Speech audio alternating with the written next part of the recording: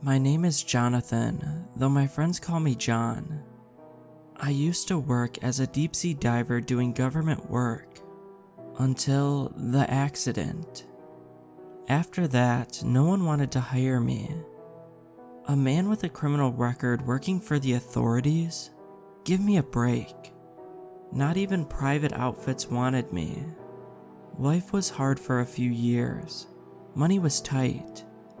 I spent a good few months without a roof above my head. I considered taking my own life. It was in this desolate slump that my new employers contacted me. I won't BS you or drag this out. I work for a criminal ring operating out of Asia.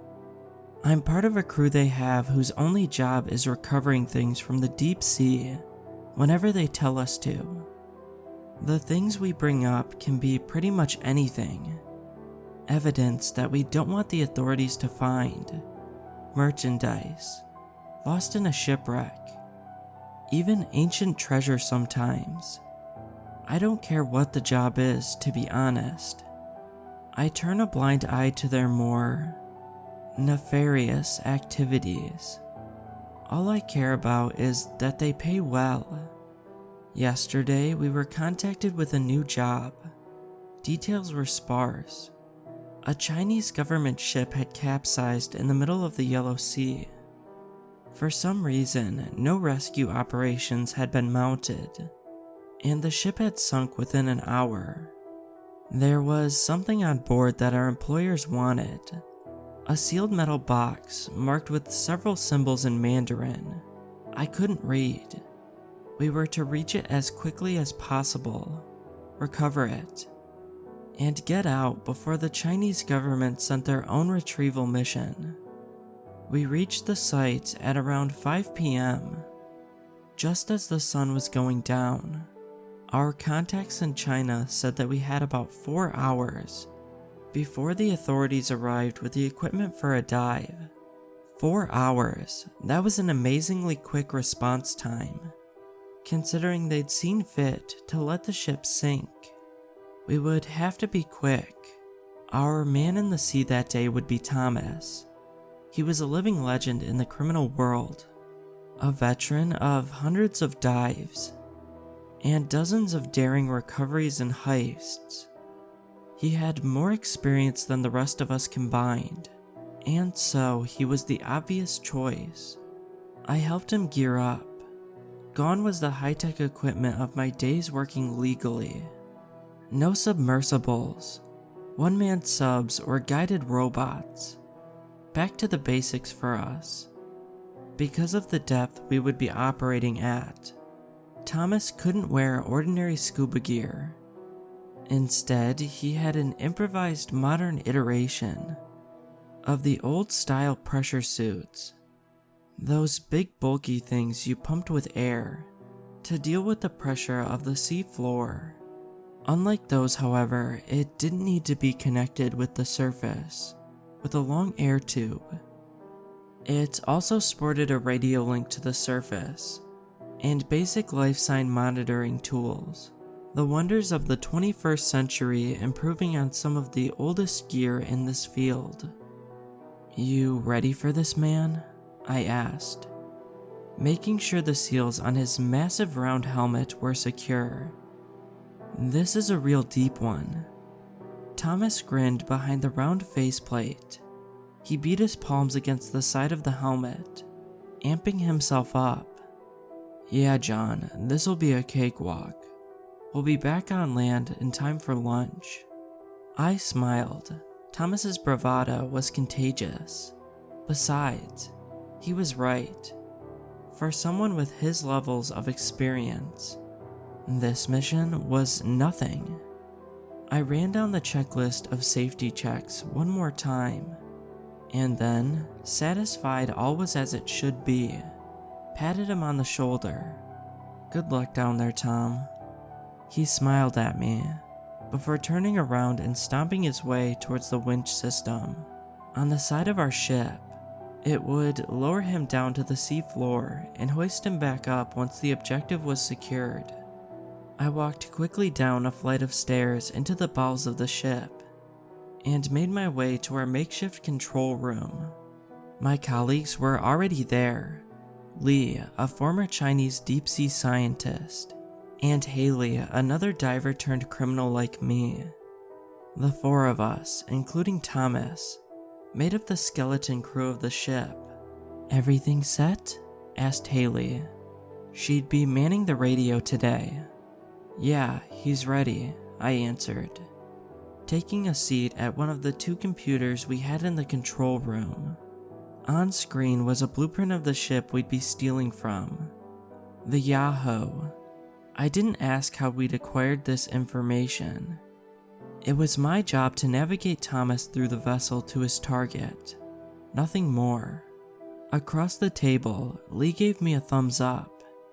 He'd be monitoring Thomas's vitals and oxygen levels today, as well as operating the winch. "All set here," he said. "Haley, contact Thomas. We're ready." Haley thumbed on the radio and brought the microphone to her mouth. "Tom, this is Haley. Ready for insertion." "Ready," came the crackling response. "Send me down."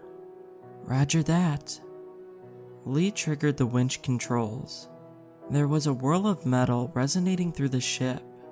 Thomas's depth reading began to drop.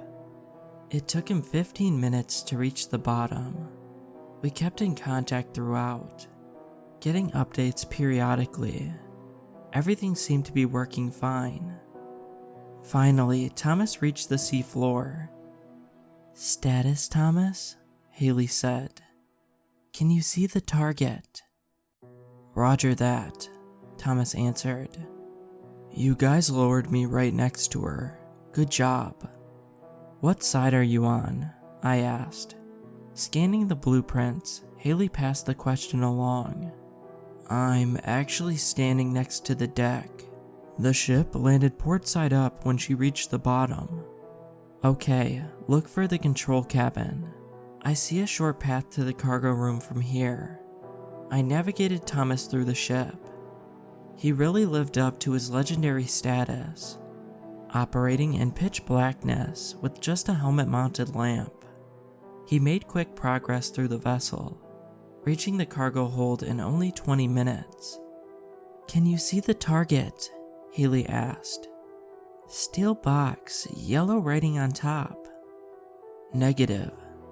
There's something in the water, some sort of dust or brine or something. I can't see much. Give me a moment." We waited for about 30 seconds. Finally, the radio crackled to life again. "I can see it. You won't like this though. It's open. The impact must have broken the seal." Lee swore under his breath. "Damn. Is there anything around you? Anything that you could fit in the box? Maybe we could still recover it. It'd be something at least."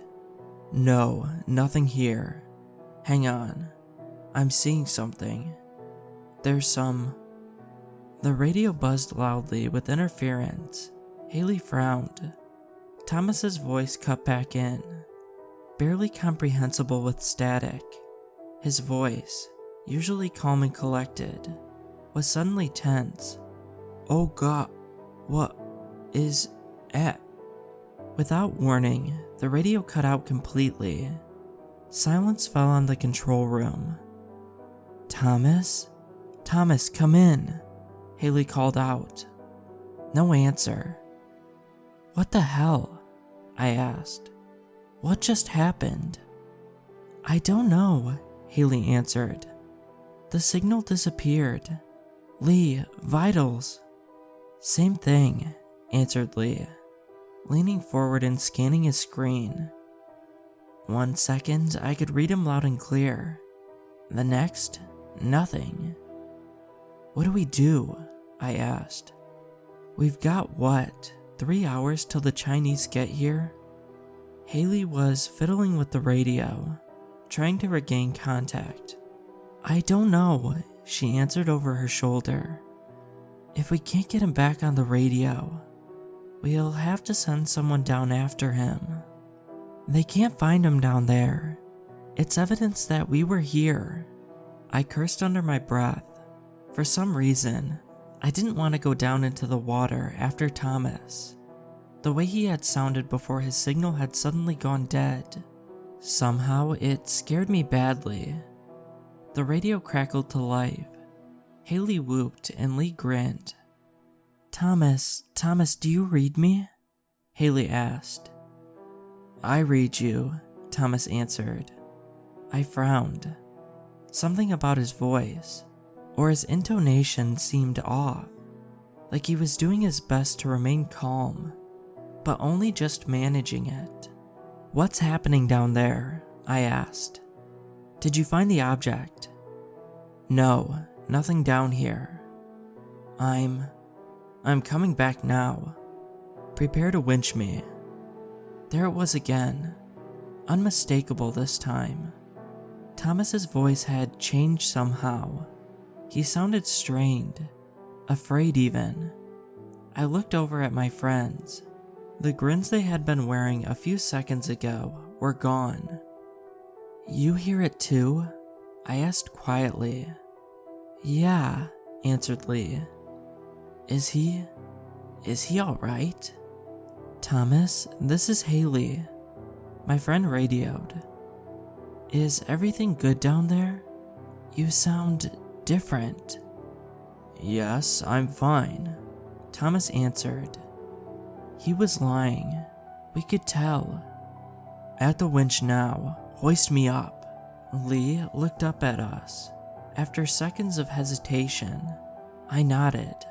He triggered the winch controls and the grinding of machinery filled the ship. We waited in silence, the air ripe with unease. Thomas was acting strangely. That much was clear. He denied it, but we could tell from his voice. Lee looked up from his computer. "His vitals are elevated," he said. "His heart is beating way too fast." "When did it start?" I asked, leaning over to have a look. "Ever since we re-established contact. Since then, he's been 20-30% above the normal for a dive like this." "What the hell is happening down there?" Haley muttered to herself. On the radio, Thomas was silent, clicking his tongue impatiently the whole time. His depth reading went up as he neared our ship. Finally, we exited the control room and went up onto the deck. The sea parted as the bulky shape of Thomas's diving suit broke the surface, streaming water behind it. The winch raised him up over the deck, then lowered him to his feet. I started forward to help him remove the helmet, but Thomas took a step back. "Thomas, what?" I began, confused. I think I'll keep the suit on for now," he said, his voice hollow but firm. He looked at me unblinkingly. I realized he was dead serious. I frowned in confusion. "What? Why?" "I'm keeping it on," he repeated. "Is everything alright, Thomas?" Lee asked carefully. "What happened down there?" Thomas was silent for a split second, almost imperceptibly. "Nothing," he answered finally. "The objective wasn't there. Must have been destroyed when the ship sank. Just an empty box." I cursed. This was bad. Our employers would not be happy about this. Lee moved forward towards Thomas, hands outstretched to the diving suit's helmet. "Come on, man, let's get you out of that suit." "No!" Thomas snarled, pushing Lee back with a shove. His face was twisted in an expression of anger, mixed with desperation. A chill ran down my spine. Thomas pushed past us and stomped across the deck, heading down the stairs and into the bowels of the ship. Lee, Haley, and I glanced at each other. "What the hell is he doing?" Lee asked finally. I shrugged helplessly. I have no idea, man. Something's wrong though. Really wrong. Let's just try and keep calm, Haley said. I'll try to do some magic on the computer. Find out what happened when the radio went dead. Lee, make us ready to get underway. I want to be far, far away from here when the government arrives. John, get below deck, find Thomas, and try to find out what the hell happened down there. My anxiety abated somewhat. She was right. Something strange was going on, but we needed to stay cool if we wanted to make sense of it all. Lee rushed off to prepare the ship for our departure.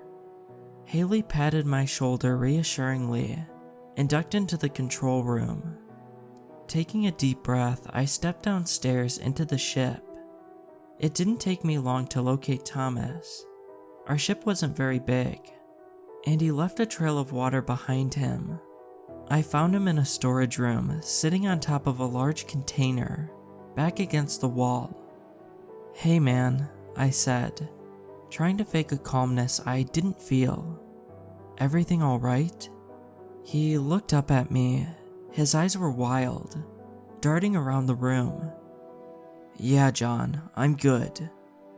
So, what's with the suit, man?" I asked, trying to sound nonchalant. I didn't know if he was thinking straight. The last thing I wanted to do was provoke some violent reaction by scaring him, or sounding threatening. Thomas brought his hands up in front of him. "I may have to go back down once the people in charge find out I didn't retrieve anything. Might as well be prepared for it." As he talked, he moved his hands in front of himself, miming the motion of writing on a piece of paper. I looked up. His eyes were desperate, pleading. "Yeah, sounds good," I said absently, my mind racing, trying to figure out what he was trying to tell me. Thomas's hands kept moving, writing on the non-existing piece of paper. Understanding hit me like a flash of light. I rummaged around in my pockets, looking for the items he wanted. "Someone should call them. Tell them what's up," Thomas continued. His hands never stopped their silent movement. Finally, I produced a folded sheet of paper and the stub of a pencil. I handed them to him. He began writing, the gloves of the diving suit making him clumsy. His eyes never left me. "You sure you're alright, Thomas?" I asked again, trying to fill the silence. He slid the piece of paper towards me, smiling forcefully. "Never better." It was then that I looked down at the writing, and my blood ran cold. On the half sheet of paper, it read, "Help me. It's in my suit."